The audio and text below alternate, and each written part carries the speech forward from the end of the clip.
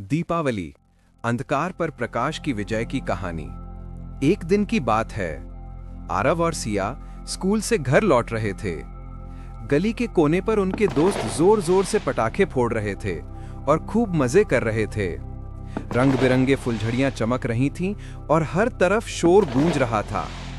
आरव ने अपने दोस्त प्रणव से कहा, यार प्रणव, मुझे भी दो ना पटाखे, मुझे भी फोड़ना है। प्रणव ने हंसते हुए कहा, नहीं दूंगा, ये मेरे पापा ने मुझे दिए हैं, जा अपने पापा से मांग, ये तो मैं ही फोड़ूंगा, तुम बस दूर से देखो और मजा लो। ये सुनकर आरव थोड़ा उदास हो गया। सिया बोली, चलो आरव, हम पापा से पटाखे मांग लेते हैं। दोनों घर की ओर चल पड़े। घर पहुंचते ही मम्मी ने पूछा, आ गए बच्चे? चलो पहले फ्रेश हो जाओ और नाश्ता कर लो। आरव और सिया ने हाथ मुंह धोकर नाश्ता किया। नाश्ता करते हुए आरव ने पूछा, मम्मी पापा कब आएंगे? मम्मी ने मुस्कुराते हुए कहा, क्यों बेटा, क्या काम है? आरव ने गंभीर स्वर में कहा, हमें पटाखे चाहिए मम्मी, हमारे सारे दोस्त पटाखे फोड़ रहे हैं। मम्मी ने सिर हिलाते हुए कहा, ठीक है, पापा के आने दो, फिर बात करते हैं, अब चलो पढ़ाई करो।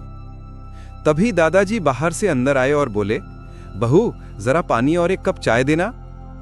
आरव और सिया चुपचाप अपनी किताबें खोलकर पढ़ने लगे। दादाजी ने मुस्कुराते हुए पूछा, क्या बात है बच्चों, आज घर में इतनी शांति क्यों है? सिया बोली, नहीं दादाजी, ऐसी कोई बात नहीं, कल हमारा आखिरी एग्जाम है, इसलिए हम पढ़ रहे हैं। थोड़ी देर बाद पापा ऑफिस से घर आए। पापा ने आवाज लगाई, मीरा जरा पानी लाना। आरव भागता हुआ पापा के पास आया और बोला, पापा हमें पटाखे चाहिए, गली में सब दोस्त पटाखे फोड़ रहे हैं और दिवाली मना रहे हैं। सिया ने भी उत्साहित होकर कहा, हाँ पापा, हमें भी पटाखे चाहिए।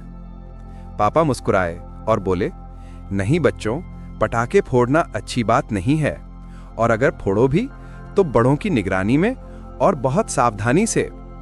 पटाखे खतरनाक होते हैं, थोड़ी सी गलती से कोई हादसा हो सकता है। आरव दादाजी की ओर दौड़ा, दादाजी पापा को बोला ना हमें पटाखे दिला दें, हमें भी मनानी है दिवाली। दादाजी बच्चों से कहते हुए बोले, पटाखे फोड़ना, मिठाई खाना ही दिवाली मनाना नहीं होता।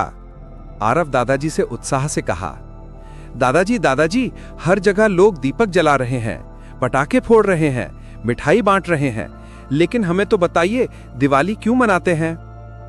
दादाजी मुस्कुराए, उनकी आंखों में पुरानी यादें चमक उठी।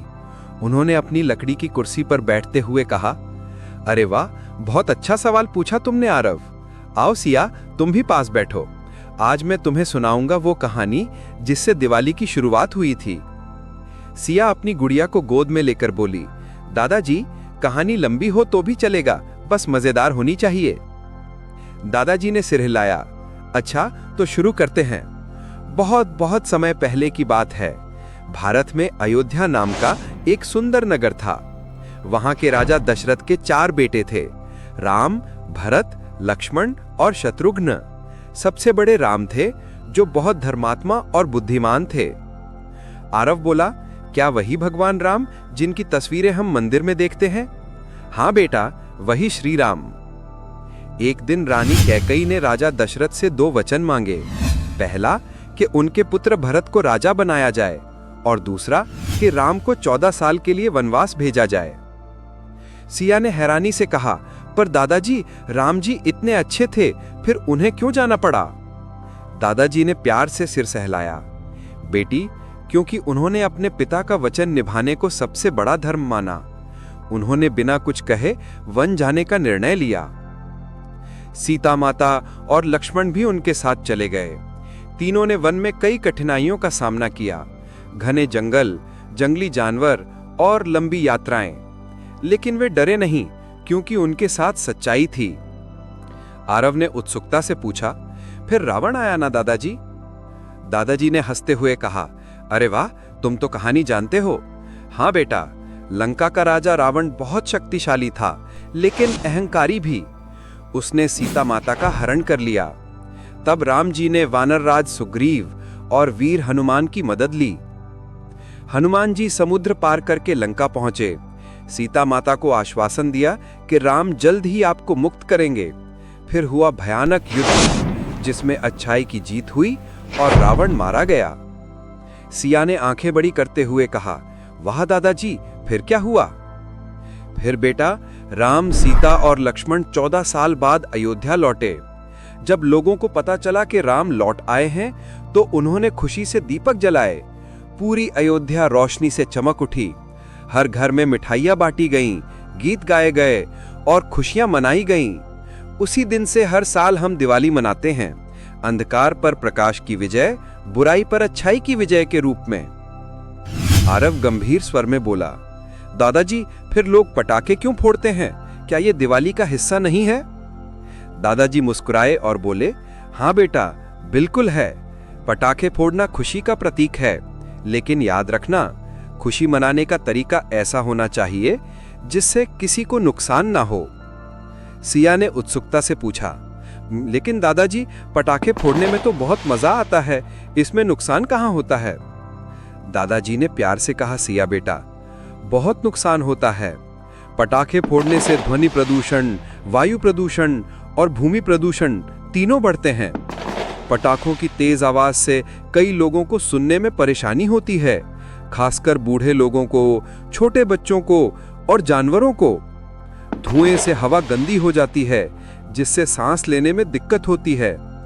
और जब पटाखे जल जाते हैं तो उनका कचरा हर जगह फैल जाता है। अगले दिन नगर निगम के कर्मचारी सफाई करने आते हैं। सोचो बेटा, उनकी भी तो दिवाली होती है, लेकिन हमारे कारण उन्हें त्योहार के दिन काम करना पड़ता है। आरव ने सिर हिलाते हुए कहा, तो फिर हमें क्या करना चाहिए दादाजी? दादाजी बोले, हमें ऐसे पटाखे फोड़ने चाहिए जिनमें कम आवाज और कम धुआं हो, और अगर हो सके तो पटाखे फोड़ना ही छोड़ देना चाहिए। सच्ची दिवाली तो तब होती है जब हम दिए जलाएं, मिठाइयां बांटें और सबके चेहरे पर मुस्कान लाएं। सिया बोली, अच्छा, अब समझ में आया दादाजी, हम इस बार बस दिए जलाएंगे और सबको मिठाई खिलाएंगे। दादाजी खुश होकर बोले, शाबाश मेरे बच्चों, यही है असली दिवाली, जहां रोशनी हो, प्यार हो और किसी को नुकसान ना हो। सिया ने पूछा, दादाजी, क्या हम दिवाली पर कोई सीख भी लेते हैं? दादाजी ने धीरे से कहा, हाँ बेटी, दिवाली हमें सिखाती है कि सच्चाई कभी हारती नहीं।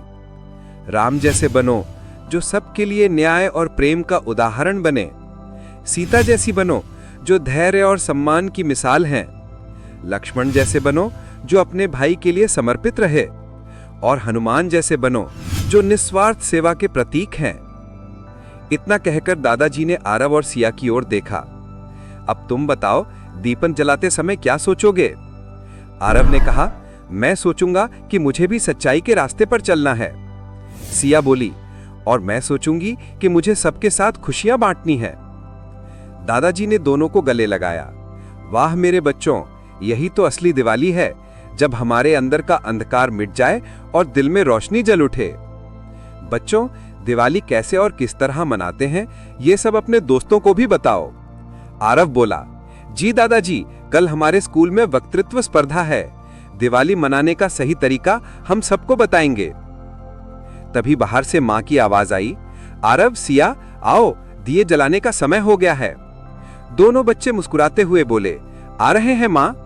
आरव सिया कहते हुए, अब हमें पता है दिवाली क्यों मनाते हैं। और फिर उन्होंने मिलकर दीपक जलाए।